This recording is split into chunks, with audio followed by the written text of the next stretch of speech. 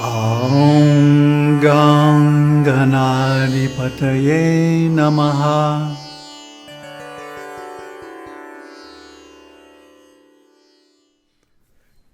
Namaste, and welcome to the introduction to Vedānta-sūtra. So this is something I've wanted to do for a long time, and now is the time. So, what is Vedānta-sūtra? Veda means knowledge, and Anta means the end or conclusion.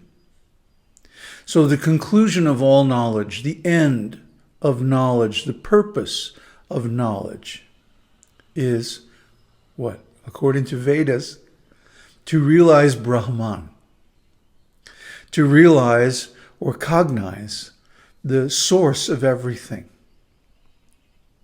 the actual nature of reality, and so on. So in this series, we're going to go through the Vedānta-sūtra in detail,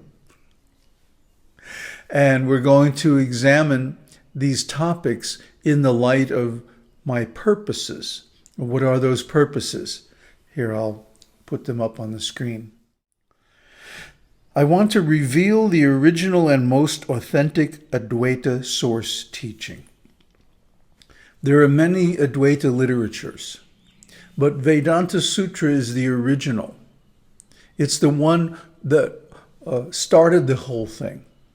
By Vyasadeva, the author or compiler of the Vedas. So, without reference to the original, how can we tell if the derivatives are accurate or complete? And this is the problem. Most people don't know the original Vedanta. They only know derivative literatures. And as a result, they get stuck in misinterpretation, misunderstanding, and misapplication. So we want to go into that, especially to resolve the issues of monism, dualism, trinitarianism, etc., versus non-duality.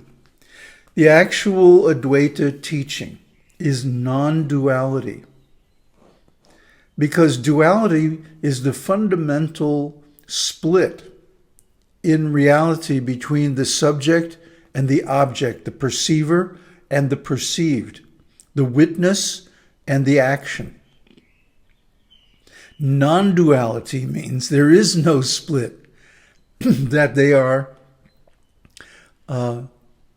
integrated. But whether this is monism or whatever it is, doesn't matter anymore. Because if there's really one, if there's really oneness, this is a very important point. If there's really oneness, there's nobody to keep score. There's nobody to count. 1, 2, 3, whatever. Who is counting? Who is knowing? Oneness. If there's no knower and no known and no knowledge, who is there to constate the Trinity? You see my point? Real oneness means non-duality. We're not keeping score. We're not counting. 1, 2, 3, 4, 5. Who cares? So we're going to bring this out, that real Vedanta is not monism. It's not about oneness. It's about allness. Next, I want to expose the weakness and inauthenticity of monism, because monism has become unfairly identified with Vedanta. But monism is a separate philosophy, and it has really very little to do with the original Vedanta. Unfortunately, modern people latch onto oneness or monism. Oh, it's all one, dude, you know.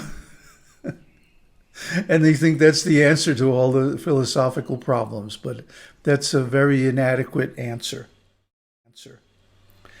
Because oneness is an imaginary concept. When we look at the world, what we see is manifoldness.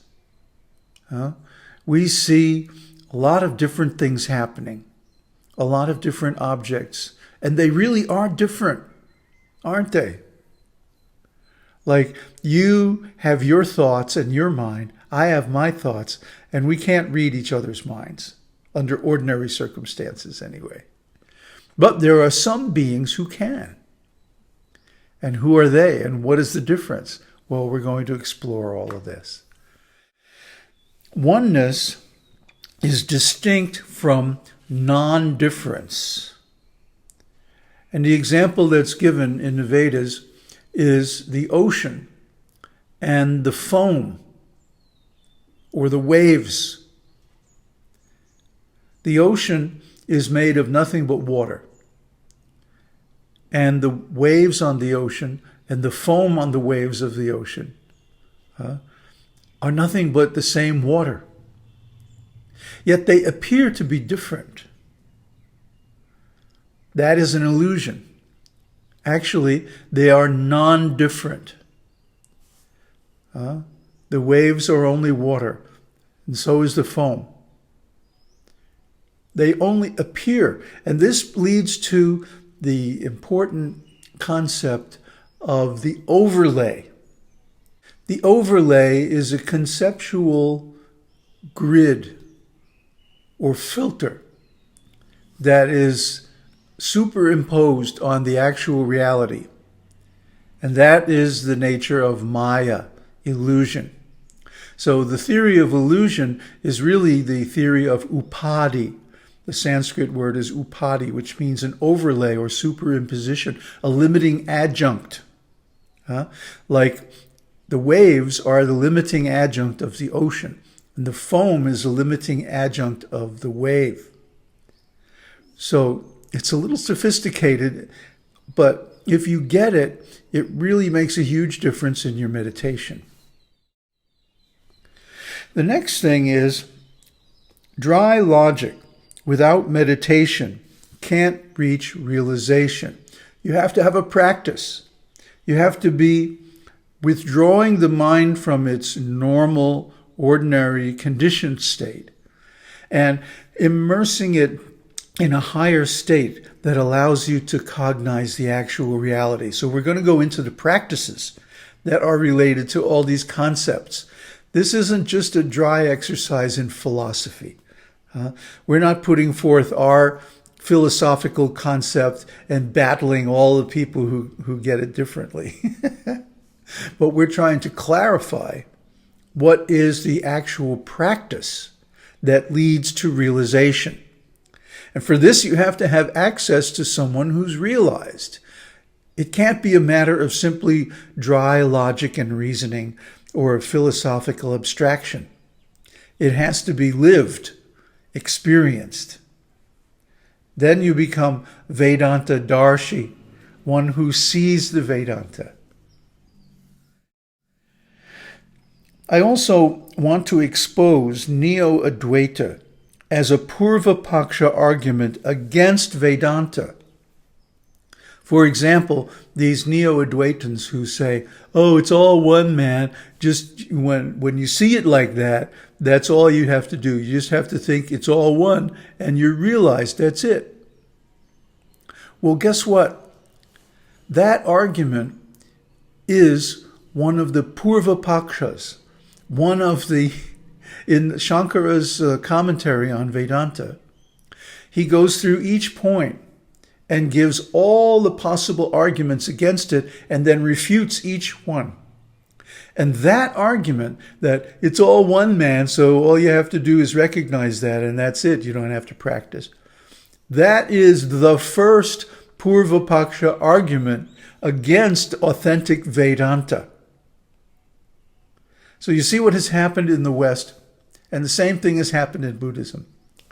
That all the arguments against the original teaching have become identified as the teaching. You see? The people who are arguing against Vyasadev's Vedanta now have become identified as Advaita teachers, Vedanta teachers. This is how crazy the world is. So I want to bring this out and go into it in detail, how the enemies of Vedanta, the detractors, the arguments, the arguers against Vyasadev's original Vedanta have now become the official Vedanta teachers. It's bizarre, folks. Finally, I have a personal issue with the Vedanta. I wrote a book on the Vedānta-sūtras, quite an extensive book, about 7 years ago. And it was based on my understanding at that time of the dualistic school of Madhva and Chaitanya. And so I was following the commentary of Baladev Vidyabhusana. And this is an important commentary because it establishes a school of devotional Vedanta.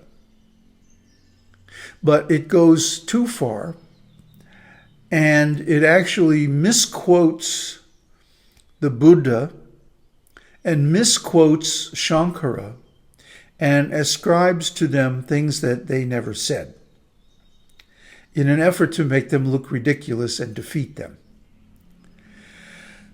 I have a problem with this. I don't like this. I think it's unethical, and I think it reflects knowledge of their weakness, the weakness of their position. That they thought, oh, well, we don't have a very strong argument here, so we have to use slander and make up a straw man argument against these other teachers who we don't like for whatever reason. This is, when I discovered this, when I was doing the research for my book, this is what broke my faith, actually, in the Gaudiya Vedanta teachings. And it took me a while to adjust to this, to take the step of walking away from those teachings and saying, no, my own intuitive knowledge is superior to this, because they're lying. They're making up things that Buddha said that he never said. And the same with Shankara. They're telling terrible lies, stories about Shankaracharya's life that never happened.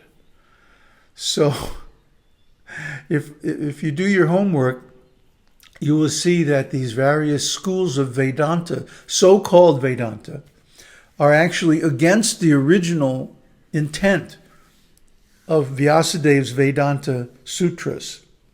And so we're going to go into these in great detail, one by one, go through the whole book. And it may take a while, but it's going to allow us to bring up all the important topics in Advaita and discuss them in the light of the original, the Vedanta Sutras of Vyasadeva, and the commentary, the Shariraka Bhasya by Shankaracharya. So I hope you stay with us. This is going to take a while. So we're going to be doing this for, I don't know, the next year or two. And please use this information to adjust your practice so that you get the actual realization of Vedanta, the non-dual nature of reality and the actual self. Om Tat Sat. Om Harihi Om.